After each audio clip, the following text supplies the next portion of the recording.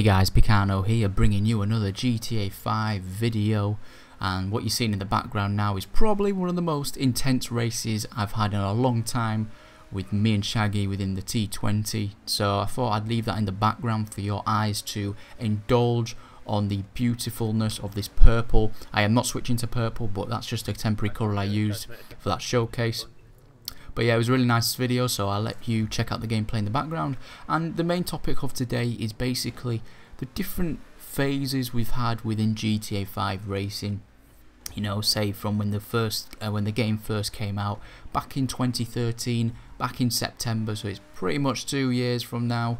And a lot has changed, a lot has happened, a lot of opinions have been put across, and a lot of things have been changed, period, from Rockstar to make the game better, or in some ways, you know, not as good as it's meant to be. So let's start with when the game first came out.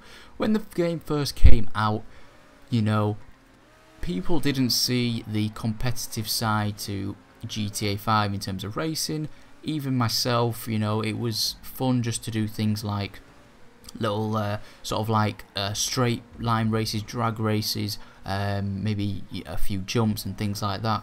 And that's where the market was. That's where the market was for GTA 5 racing, and that's what a lot of people saw, you know, and that was okay for a couple of months. Obviously, remember when the game first came out, we had the first Christmas DLC with the snow and everything. As things started to hit to January and February the next year, that's when people started playing GTA 5 really competitively. People started getting into it.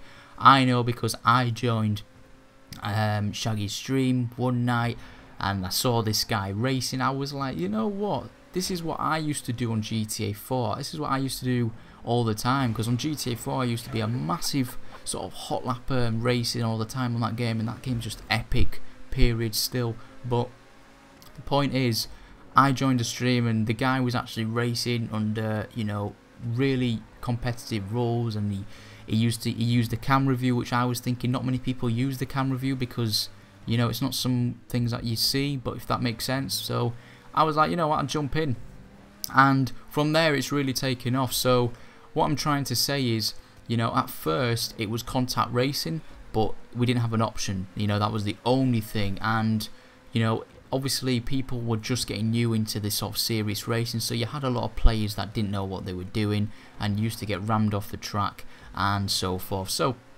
as the months went by, as we went into like March, April, May, we had DLCs with new supercars, but the most important thing we had was the content creator, and that allowed us to create our own tracks, our own barriers, and just make it under our own sort of regulations, you know.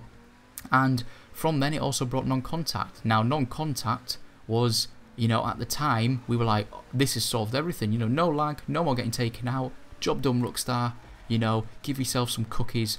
But, you know, that was okay at a time. We used to hot lap a lot, so we went from contact racing without a choice to non-contact, where we absolutely loved for a little bit, and then we went into straight hot lapping from non-contact as well, getting the fastest lap times on custom tracks and also some Rockstar tracks.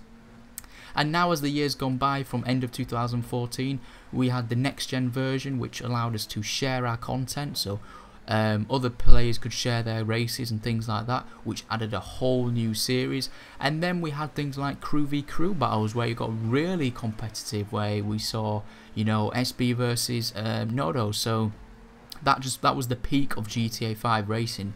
You know, this was back in sort of 2015, early 2015 time. That's when it really was kicking in, playlists every night, and it was just the peak of GTA 5 racing on the next generation. As it started to go down a bit now, we've moved back to sort of hot lapping and more casual contact racing. So, but it's still there. But what I'm going to say is, guys, with this new, you know, content creator prop placement, it's allowed creators to obviously design tracks much more efficiently, as we've seen with things like Shaggy's video with Apex and things like that. So it's just brought a refresh completely on the series and in terms of GTA 5 racing. So, you know, it's gone back. But also, you know, as you've probably seen from a few of my videos, a few of other Shaggy's videos and things like that, and some other people, we're actually doing Rockstar tracks, so hot lapping Rockstar tracks, trying to get into that hot lap manner again. And that's something we're trying to bring back, as well as contact racing. So the new cars came along, you know, it was a real buzz, and the content creator and it was really the big point, and especially with the latest content creator DLC with the prop placement, swapping them around, things like that. That's really good. So guys, we switched a lot. We went from contact to non-contact to, you know, hot lapping, back to contact, and then sort of crew v crew, and then contact and non-contact Rockstar tracks.